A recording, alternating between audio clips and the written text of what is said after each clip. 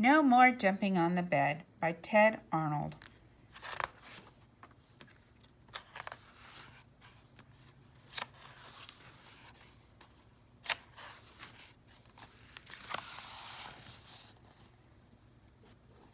In his bedroom near the top floor of a tall apartment building, Walter was getting ready for bed.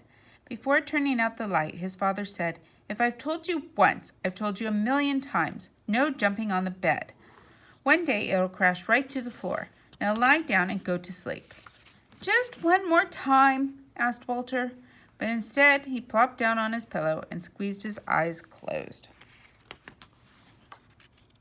"Good night," said his father, and he turned off the light and pulled the door almost closed. The room was dark and quiet, except for a thump, thump, thump coming from the room above. "That's Delbert's upstairs," thought Walter.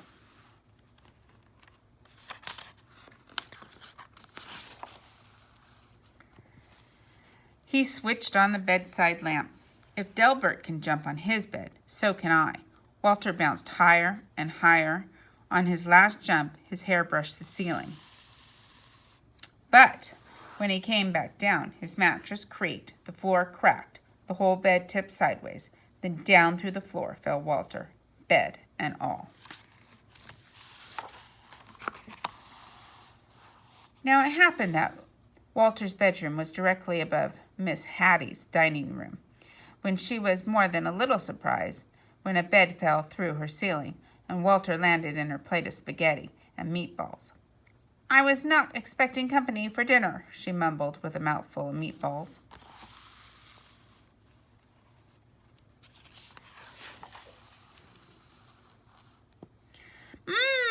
Said Walter. "Spaghetti is my all-time favorite." But before he could eat, his bed smashed through the table and kept right on crashing down through the floor. Down, down fell Walter, Miss Hattie, the plate of spaghetti, and the bed and all. Miss Hattie's dining room was above Mr. Mattie's TV room. Mr. Mattie didn't even notice the bed falling through his ceiling until a meatball bounced off his head. Miss Hattie tumbled into his lap, and Walter splashed into his aquarium. "I've already had my bath tonight," said Walter. He wanted to stay and watch monsters on TV, but his bed crunched through the floor, taking the TV with it. Down and down fell Walter, Miss Hattie, Mr. Mattie, the TV, the spaghetti, the bed, and all. Walter's Aunt Batty had just moved into the building. She was still unpacking when Miss Hattie, Mr. Mattie, and dripping wet Walter tumbled through the ceiling right into the box containing her rare Patagonian stamp collection.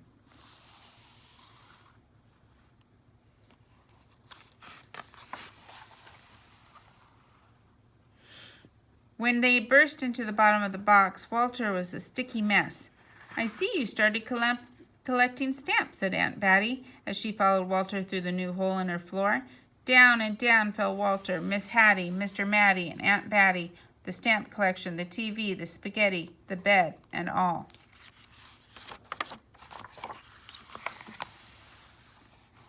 Patty and Natty had worked 3 days building their dream house of blocks. Afraid that Fatty Cat might knock something over, they carefully shooed her out for the night. Then upstairs neighbors came through the ceiling. "Excuse us," said Walter, remembering his manners. "We won't be staying long." The words barely passed his lips when Walter's bed bashed through the floor and continued on its way.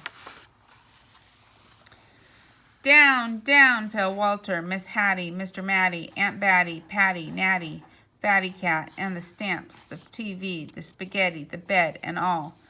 The last thing Mr. Hanratty ever expected to see was a bed coming through his studio ceiling, followed by nearly everyone in the building.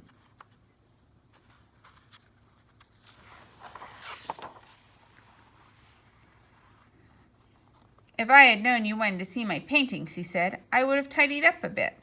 But they never once paused to admire Mr. Hanratty's colorful artwork. They were too busy splashing in his cans of paint. Then his floor caved in and everyone followed Walter's bed down through the hole. Down and down fell Walter, Miss Hattie, Mr. Mattie, Aunt Batty, Patty, Natty, Mr. Hanratty, Fatty Cat, 17 cans of paint, the stamps, the TV, the spaghetti, the bed, and all.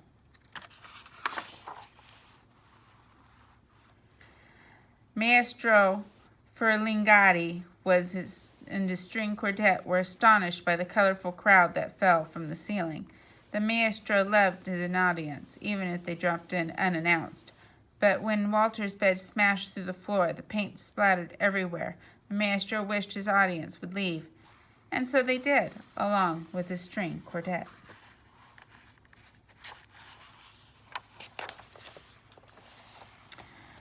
Maestro Ferlinghetti's practice room floor was also the basement ceiling. It was dark and quiet as midnight down there. Walter squeezed his eyes closed and tumbled through the darkness until he landed on something soft. He opened his eyes. Everything was in its place. His bedroom lights were out. The floor was almost closed, and through it Walter could hear. The door was almost closed, and Walter could hear his mother and father talking quietly. "No more jumping on the bed for me," mumbled Walter, and he laid back down to sleep. Suddenly he heard a creak. The ceiling cracked. Down came Delbert, bed and all. Down and down fell Delbert.